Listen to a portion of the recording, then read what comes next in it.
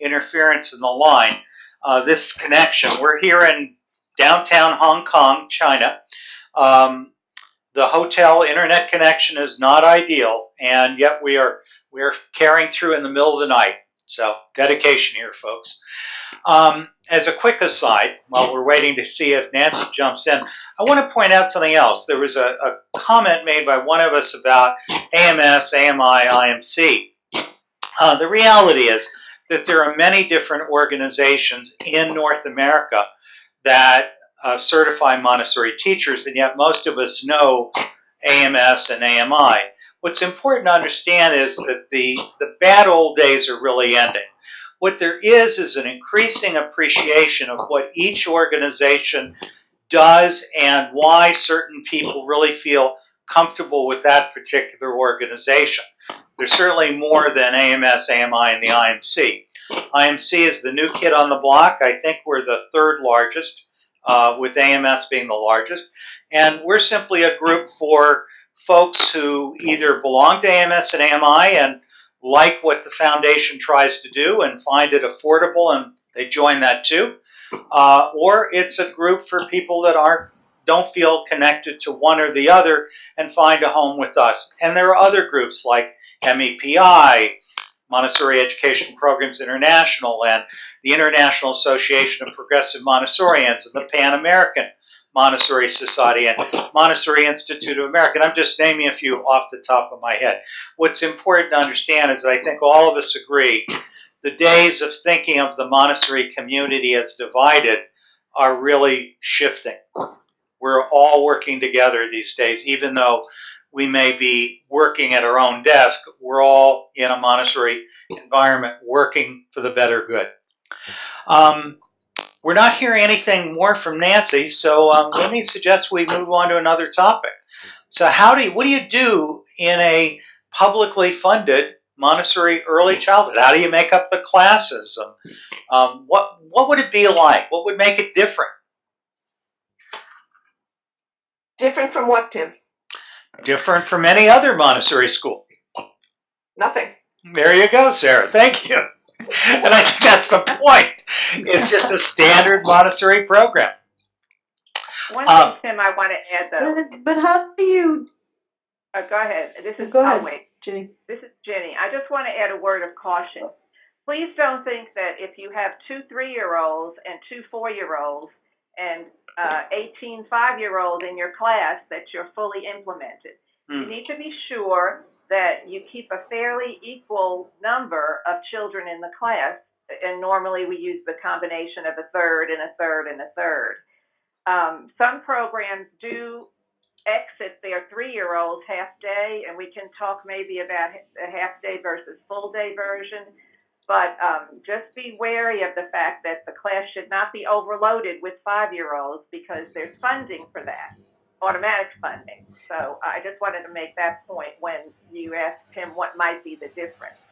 I've seen that in some public schools, and that should not be, okay? That's a very good point. Ginny, you've seen a lot of different things, including teachers in public Montessori schools who are feeling pretty stressed about testing. Yes, I am. Talk to us. Yeah, I think that's a great point, Tim. Not just the testing, Ginny, but also the requirements that, pacing guides and things such as that. Yeah. Is that an obstacle for our teachers? Sometimes. Let me say this. It all starts with administrative leadership. The schools that have the most trouble with being given commands for excessive testing, particularly for their 5-year-olds, are handed a pacing guide, are clearly in a situation where their principal does not understand, number one, what Montessori is, that obviously it's a continuous progress program where a pacing guide would make no sense at all. And a lot of times, because they have a lack of knowledge, if the teacher goes to them and he tries to explain to them why they can't use the pacing guide, it falls on deaf ears. So in order to remediate this problem, I'm very much advocating in a lot of places that people who become principals of schools with Montessori programs must have, at a minimum, at an absolute minimum, a philosophy course and an overview of the primary program, the basic principles and practices. But having said that, okay, a lot of 5Ks have been taking MAP testing, MAP, math testing for a long time. And of course, that's an interruption in the classroom because many times they have to leave the class to go to the computer to take the test. One way you can alleviate that is to have the computers in your room and if the principal allows the children to take the test in the classroom. So I don't have too much problem with 5-year-olds taking some math testing. I think that's just something we have to live with. But if a teacher is given a pacing guide, that's usually because in addition to math testing, there are state benchmark tests that operate in the district. And that's where the pacing guide comes from, because the pacing guide is aligned to what will be tested on the first, second, and third benchmark tests. And so what most teachers do, if they cannot get excused from that, again, because the principal doesn't understand, what they do is I advise them to just teach to the Montessori curriculum and not worry how the children do on the benchmark test. That if they're not ready to learn a certain skill, that it goes totally, as we all know, against the Montessori philosophy to teach a child a skill when they're not ready just so that they can do well on a benchmark test. So those would be my pieces of advice. And again, there's strength in numbers. If you have more than one primary teacher in a school, that group, if the principal won't listen, could also approach the curriculum or the early childhood coordinator at the district level and help them understand why the pacing guide is not appropriate. Some just ignore it. In the worst cases, I have seen teachers use it. And when they use it, it totally destroys the flow of the curriculum in the Montessori class and puts way too much emphasis on teaching 5-year-olds standards that it causes the 3s and 4s to take a back seat. Please go ahead, Josie, jump in. Oh, this is Sarah, actually. Hi, Sarah. Hi.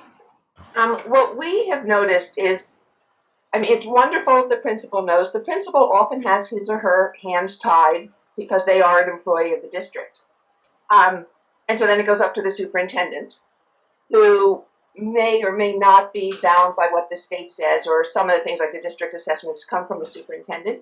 It can be hard for the teachers to advocate for the principal because they're the employees, and for the principal to advocate to the superintendent because of that job status. The parents can be incredibly powerful because they report to no one. And the parents going to whoever is the decision, the principal is often not the decision-making party on whether or not the assessments are given or whether or not a pacing guide is used. But the parents going to the level that is the decision maker, they have nothing to lose, they're accountable to no one, and they can say whatever they want and advocate as strongly as they want. And so if there's a way to pull in the parent community, that can be a lot more powerful for getting exceptions made than a teacher or principal can do. That's an incredibly important point. We've always said that Montessori is essentially a parents' movement. The whole darn thing in the United States, the second time around since the 60s, really came because, as Nancy Rambush described it, a bunch of bright, sassy parents wanted something really different for their children. Whenever I've seen parents in the public sector show up at school board meetings and let people know in no uncertain terms what they want for their kids, people tend to listen. And going even before that to the decision makers, as you're saying, Sarah, makes an awful lot of sense. Can I jump in as well, Tim, about the topics of testing and pacing guides? Pacing guides are...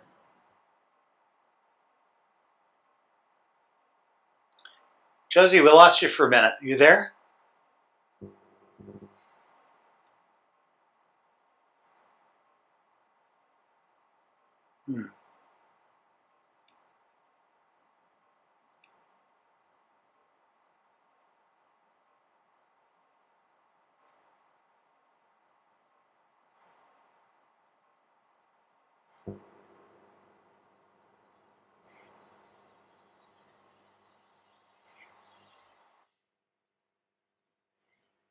Can you still hear me? Mm-hmm. Yeah. Okay.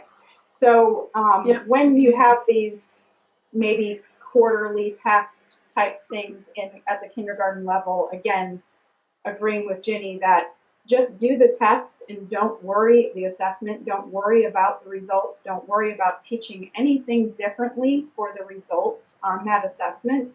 And we do see a lot of, I've been doing this 10 years, and the state and the district changes their testing instrument just about every year.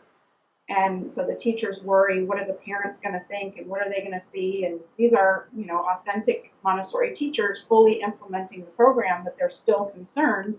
And again, at the administrative level, just saying to the teachers, it's okay to teach the Montessori curriculum as it is, and those results will be fine. Don't teach to the test. Don't change what you're doing.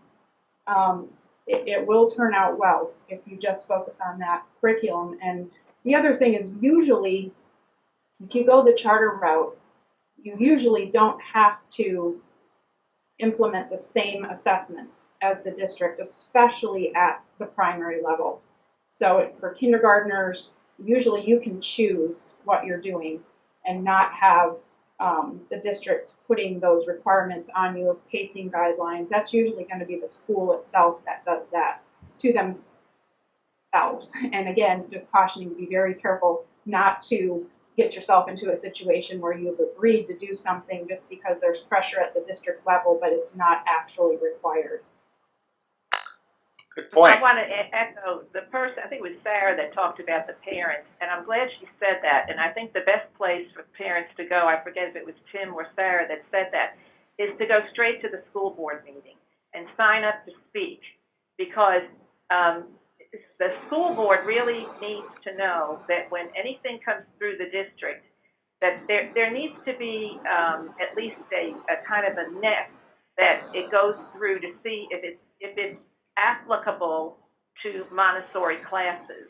I think districts do not understand that when they approve Montessori, they don't understand really what they're approving and how different it is, and that some of the things that are business as usual just will not work with Montessori. And to make everybody's life happier, they need to have the backbone to say, okay, we're going to implement this, like readings first.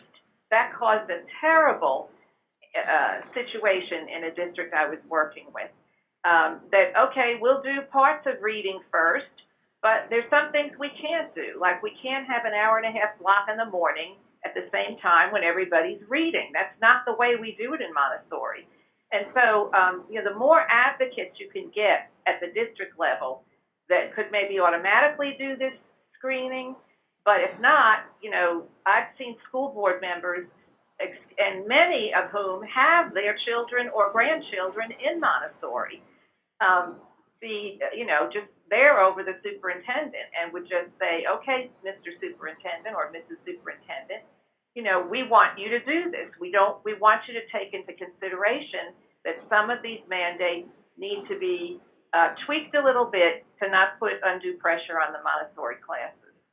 This is so important. We see so many people in Montessori in the public sector who really feel under the gun. They really feel they've got to survive, that they have to cooperate. And you certainly do have to cooperate up to a point, but you can be advocating for yourself loud and hard at the same time.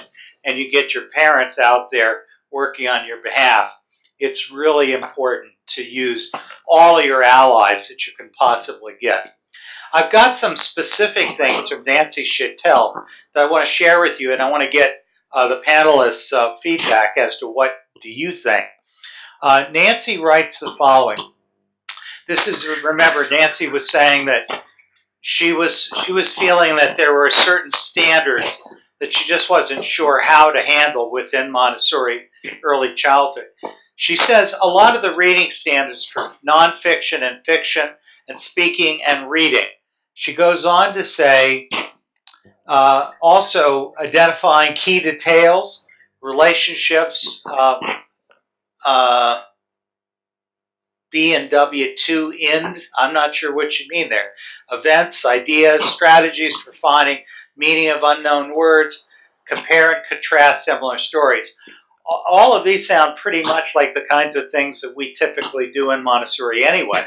But what do you folks have to say to this? This is Ginny. I just want to say briefly that they sound like reading comprehension strategies, and we talked about this a little bit last week. Someone had phoned in and said that they felt like there was a gap in teacher training in teaching reading comprehension. And, because there aren't any really reading comprehension materials in the Montessori curriculum, it certainly doesn't mean that that's not part of the curriculum. So I would just say to Nancy to reach out to some other types of materials that both like reading, nonfiction, and fiction. Some good series are like the New Practice Readers, or finding the main idea, contrasting, and picking out the details in a story, reading for science. So you can get fiction and nonfiction, and that's what our teachers use in the classroom. If a 5-year-old, they're reading. Some 5-year-olds are not ready to read at that level. And so, I don't care whether there's a standard or not. You can't force them. So they're just going to go into first grade, maybe still needing to learn how to read, which is perfectly normal developmentally. So those would be my suggestions, is to purchase some good reading comprehension series for the children to use, or, just any kind of books. I think we all know that in a primary class in the math section, you'll see books on math. In the science section, there'll be books on science. So you can easily tie this into the curriculum and teach vocabulary and those other skills through books. Also, want to remind everyone that some of the Montessori materials we don't think of as teaching reading comprehension would include one of the labeling cards that we quite often use. The second is that when the children can match pre-printed cards with the object, you're supposed to have blank cards that they write, and I don't mean trace or copy, I mean in code. It's important to remember that Montessori strategy is largely made up for many children of learning how to compose words, even if you don't have the eye-hand coordination yet to print, or as we do, use cursive or delineate. You can do it with the movable alphabet. And then next, things like the farm game, which is the adjective, the article, adjective, and noun, or the verb game, which is the basket with the little red slips, where you read something and then you act it out. And there are extensions of the verb game that involve entire sentences where a child reads something and then gets up and does it. And this is a very easy way to see whether a child understands what he's reading, at least at the word level, the phrase level, or at the sentence level. Well, Tim, additionally, you move into in the elementary into definition cards and certainly into research. And I think that as children read and synthesize the information, have to paraphrase what they've read and put it into a different format, they're certainly getting some comprehension. I do agree that, in most of the elementary classrooms I've ever been associated with, we've had to augment the reading comprehension. I'm not quite sure if that's more for us as adults as it is really for the children, so that we feel confident that they are getting the skill and they're understanding what they're reading. But I certainly think that the progression of the reading skills offers a teacher who's a good observer and a good assessor of children's learning an opportunity to do that through their research and definition cards and things that you had mentioned. Jumping into, as when we were a newly formed public school, just balancing, especially again at the elementary level and middle school level, looking for those gaps that might be real or not. We hired an expert Montessori consultant that had training and implementation experience at a high level and said, okay, let's look at these together and see what types of other materials in comprehension, for example, might work well within the Montessori curriculum that have already been used and tested.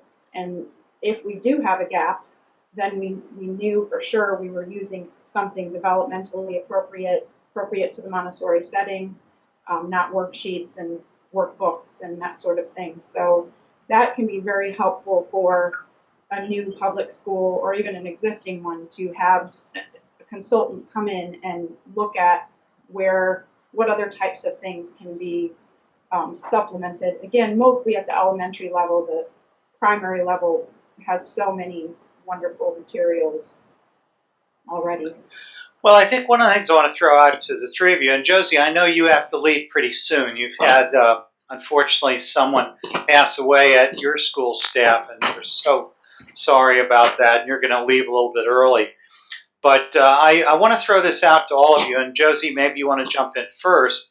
What about sticking to the Montessori materials? What about the things that people tend to bring in, and what's wrong with those workbooks and worksheets? What's wrong with iPads? Why not do it all? You cannot focus and concentrate at an adult level, let alone a student level, when you're just hodgepodging everything together. The Montessori curriculum is rich and varied, and the albums and the lessons have so much to offer. When you just bring it, and you will have parents who don't understand, why aren't you doing what the other schools do, and isn't my child missing out because they don't have these worksheets they're bringing home, and these vast amounts of homework, and they'll put pressure on the teachers. Can you just bring in this extra program and have my child do it during the day? And why don't you have my kindergartner on a computer all day? Or there's all different varieties of pressure that can come to play on administration and teachers. And sticking to the system that's developed, that's why we're here. I mean, it works, and it's been around a long time and continues to be proven by brain research that it works. So I think really when people say, can't you do this, and it's things that we can't do, it's to make sure that you really point out all the things the students are getting that they wouldn't be getting elsewhere. Yes, absolutely agree. I think and you play that up really hard. Mm-hmm. What would you be missing out on if you put that in? Absolutely. Right. And so, by choosing a Montessori school, you've chosen to put a place where your child learns independence, self-direction, passion, interest, grace and courtesy, all these things that you get in a Montessori classroom that you won't get elsewhere. And that's a choice you made. I think in all of the Montessori schools, that's a choice that the parents have made to choose to come to that school. And any of those worksheets, homework, would be taking away from that. Two other things, too. I think it's certainly appropriate to quote research that's been done with by Lillard and some others. Lander University did a good study a few years ago that showed how the language and writing level of the 5-year-olds, was at par or above. Another technique with the parents is preventative, and that's to make sure that when you have your parents orientation programs before, not after, but before they put their application into the lottery, that they are told all of the things that Montessori is and that the things that they will not have. And to remind them that, just like the last speaker said, that this is a choice. Some parents think they want this, but then when their child gets in there, they'll complain that their child is polishing too much silver, or my child is being, he's not, I want my child pushed. And I would just always say, well, we don't push children here. And, if this is what you want, you might consider, observing in a traditional classroom. Maybe this isn't what, you want for your child. Again, in a very graceful and courteous way. But I think that I was really surprised to find out that some schools just hand out applications without having the parents understand what Montessori is. That was the place we would hand out the application. In other words, they could not get an application unless they attended a 1-hour parent information session. where they were told that there's no grading, there's no honor roll, all these things. Now, unfortunately, there are some districts like Charlotte, Mecklenburg, which is a huge district, they're just allowed to apply online. So I don't have to figure out there how to get the parents in. But if you don't do the online application for magnets or choices, you know, that's one way to capture the parents. That's the only way they can get the application, is to come and listen to what it is. I think you really have to go out there, and this is true for all of you who run private, independent Montessori schools. You really need to do a lot of work before people ever apply by having a whole series of events and articles and blogs and whatever you can do to ask the question in outrageous terms. Is Montessori right for you, or would you really have a more structured program? Lots of people believe that my kid needs structure. He can't handle it to have all this choice. You can't argue with people. You can't argue with people. It just doesn't work. You need people that want to be with you. Tim, can we talk about one other thing? Well, it's just absolutely proactive. Go ahead. Go ahead, Jane. No, you were saying. No, I was just gonna. Yeah, I was just gonna follow up on your point that this is absolutely being proactive and finding the people who want to be there and truly believe in what we're doing, which is, you know, it's saving a lot of headaches down the road and saving our heartbreak of when children leave because parents didn't fully understand what they were, you know, signing up for. Just an aside for that, before I bring up something I think we should talk about before the seminar ends, is that I think we all know that a lot of parents come to Montessori because their child might learn differently, might have ADD, ADHD, and they think that Montessori is going to, you know, it's got to be better than what they're already in. And so I am very clear at those parent information sessions to explain that this is not a special ed program. It is not a fix if your children is having problems learning in another setting. In some cases, I have seen Montessori work beautifully with these children, but my favorite word is exacerbate. I also say that if you're bringing your child here because they've had difficulty somewhere else, this program may just do the trick, or it may exacerbate your child's problems. And by that I mean children with high levels of attention problems oftentimes just cannot take the distractions in the Montessori classroom. So that would be another suggestion to, I think, mention. I've learned over the years what to mention in that 1 hour because it's a short period of time.